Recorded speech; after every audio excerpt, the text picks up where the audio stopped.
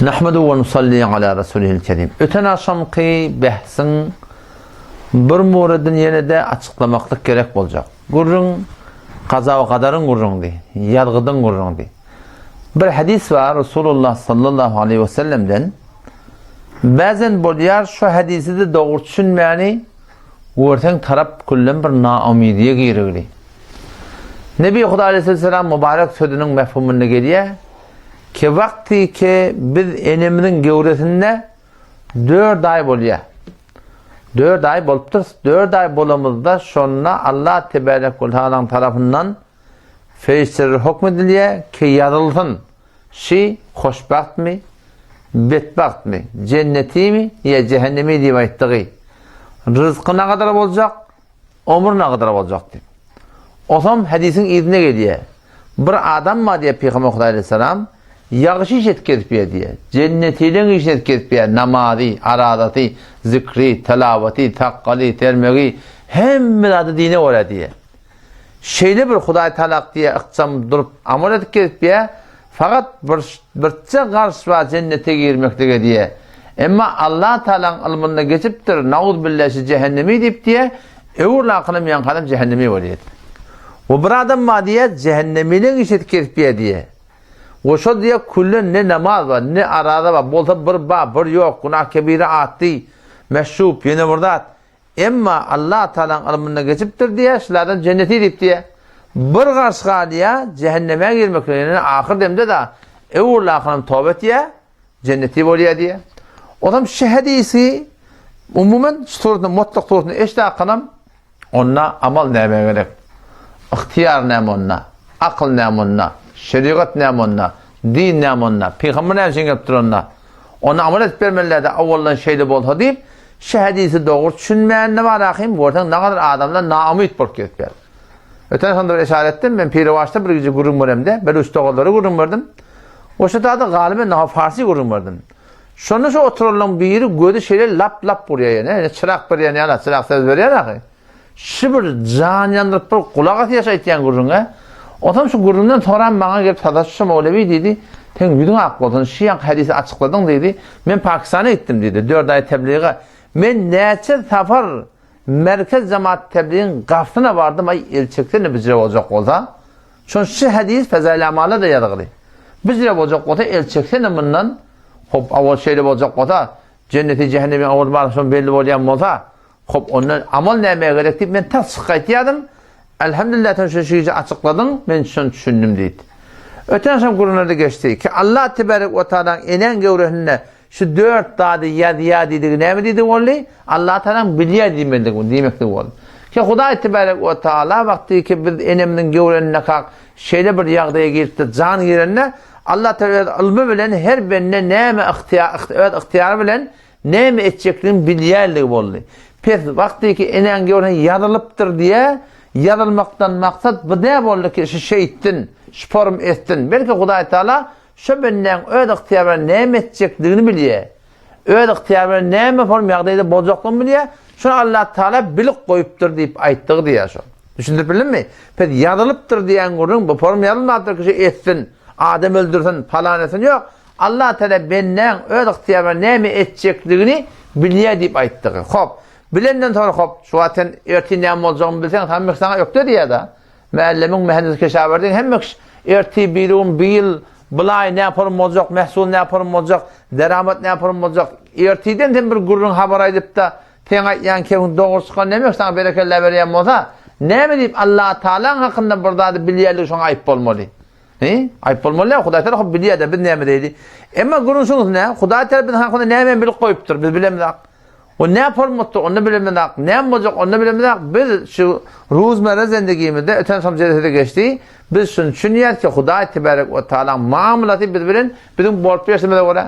Ve duada bir bereket koyuptur Huda Teala. Ki şu dua Allah Teala'nın yargıdığını ütketiyor diye. O zaman şu da Ruhul Maani diye bizim tefsirimiz var. Şunlar Sure-i Ra'd'de ayet Kur'an mı? Yemhullahu ma yasha'u yuthbit. Allah halan adını avval yaranatlarından podiya, halan adını sabıtkadan taklıyor. Hazreti Ömer radıyallahu anh adamla, İbn Mesud radıyallahu anh adamla Abdullah ibn Ömer radıyallahu anh adamda ulukun sahabenin adını şeyle getirttir. Şöyle şform dua ederlemiştik. Ya Allah, eğer menden ilminde, ilmi ezelinde men şakiyye bettah geçen olsam ya Allah şon pol, men hoşbahtlardan yer deyip dua ederlemiştik diye. Şimdi bilemedi ya adam. Ben Allah Teala şu dağda şu benne, şunun oğlanı ki, şu enen görüneti ki bir de bir şolun birmiştik. Allah Teala ilmi bilen biliyorsun neyme çektiğini. Ama duada Allah Teala şunu kudret koyuptur diye ki şu porun manakıyım, şu Allah'tan yargıdan ütçetiye diye. Allah nemen ütçetiyor, nemen ütçetiyor onu biliyor. Bütün hak biliyorların imamı var. Yönü şu dünyada Hudayi Teala menetinin bolup yaşamıdır muamelet diye. Takdiri to, dersayi, tedbiri to. Eğer şu porum düşünüyemez, öten gurunu geçti hemen öğrenmeyecek olan vaktim daha var diye. Ki eğer şu porum düşün ki evvel yargılı ve bir de ihtiyar da yok, şu yargıda var bir ecbar var diyen olsak, kullu Kur'an'ı aktarıp koyduğunda bir cehennemi diyene ki evvel yallah ödün yazık koydum bu da şeyle oldu da deyip. Belki hemmecekleri öd bolup yaşamıdır, narahat uğurlup bardak da bir uğurlayıp iyi verteli de yallah şu porum edecek ya da falan edecek hemmedi peşiman biliyor. Ne hemen köşen şeyde bir tefekkürün gılya alacakla hakikattan erzişi yokluğu yani. Bu kurun sporum geçenki cereter kuruna kulaktan inşallah bunun hakkında açıkçılık var. Yani yankı böyle kurun yani. Akılkı böyle kurun. Bir adam cennetiyle şet kesip yedikler biliyor musun? Peygamber Hudayi Sallallahu başka hadisini açıklanıptır. Seyyid Müslim'de geliyor. Bir adam cennetiyle şet kesip yedikler. Fi a'yunin nas adamla gözünle diye. Yani ihlas yokmuştuk. Niyeti doğru demiştik diye.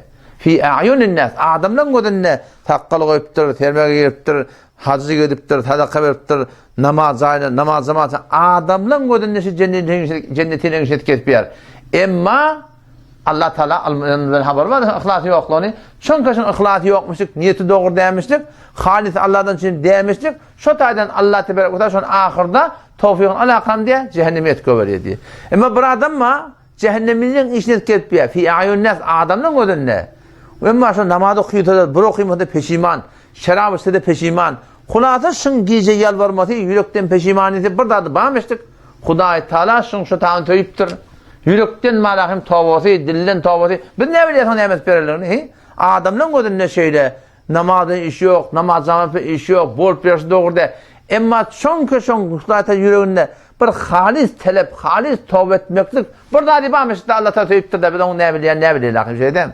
Şoňa olarak ki adamın gözünde şeylemiştik. Emma Allah Teala'nın şoň ýanyna töýýände adammışdyk. Şu taýdan Hudaý tebarek ve teala ahir demde şonu ewra kılan tawbe kılan cennete tadýar diýär. Şimdi bilmedýän adamy. On şu gurun şoforum. Eger karar bolsa balakin şoforum bolsa o da ki awal hemde ýadygly. Bizde ihtiýar ýok. En şofor bolma bolsa biz oturup dua etdik ya Allah falan dogurla. Hudaý Teala näme jogap gelmeli? Ben näme? Muna men awal ýadyk koydum. Ýalbaran da peýdasy ýok.